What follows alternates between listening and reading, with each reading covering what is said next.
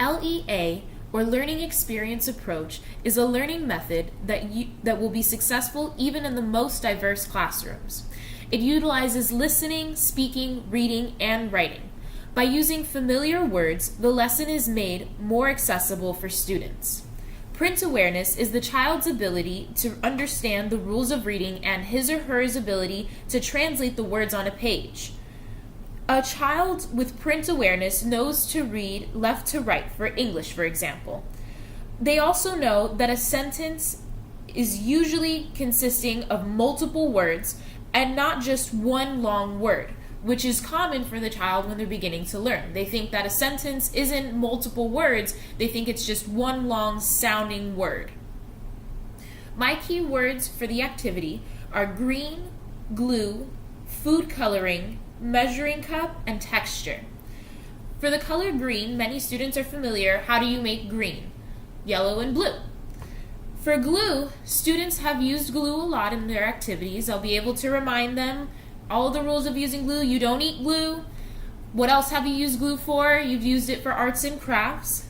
For food coloring, I'm sure that a lot of students will be familiar. I can ask them, have you seen your parents use food coloring before? Have you done baking before?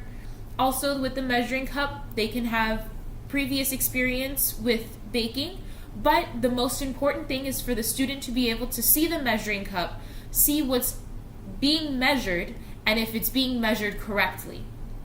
And lastly, texture is something that a lot of the students will be able to take the most from because it's a hands-on experience. The student will be able to see the texture go from liquid to solid and also actually feel the texture change. The student, after a lesson on slime, will be able to identify different consistencies. The student practices reading from written directions on a chart and writing the directions themselves, as I had the students write the directions that I had written out on their own paper so that they had the directions next to them for reference. The students are listening to me reiterate the directions to them as they read along on their own papers. The students are also answering questions about the activity, which utilizes their listening and their speaking. Ms. Iglantok was asking students about measurements. Is this a cup? How do you know?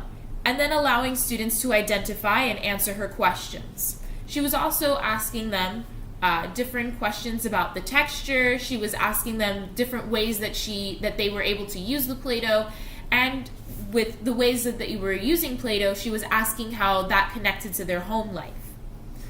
Other similar lessons would be available to do the same kind of activity, maybe next time something with food, because it's always nice when at the end of a lesson you have a little treat to eat.